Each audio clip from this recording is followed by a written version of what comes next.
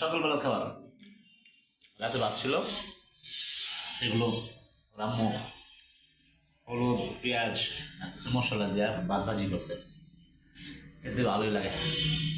আমার যখন ছোট, আমি যখন অনেক ছোট, যখন ঘরে কিছু না থাকতো, আমার আম্মা এভাবে ভাত ভেজে খাওয়াইতো হলুদ দিয়ে, আর মাঝে মাঝে শুধু হলুদ ব্রান করতো। হলুদ ব্রান খাইতে কিন্তু অনেক মজা। এখন এই যে ছোটবেলার খাবার এটা এখন আবার খাইতেছি, এই ভুলে গেলাম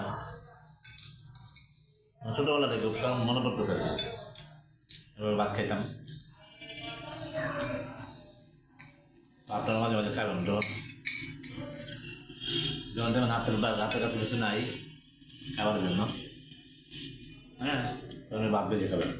ভাবি কি আপনার ভাতটা সাশ্রয় হবে, চাউলটা সাশ্রয়, ভাতটা নষ্ট হবে না। আমার অনেক সময় একটা ভিডিও খাওয়া যায়, বাসে ভাতটা অনেক সময় আমরা ভিডিও খাই, বড়ির মতো করে, খুবই ভালো লাগে, খাইতেই বুঝতে পারি।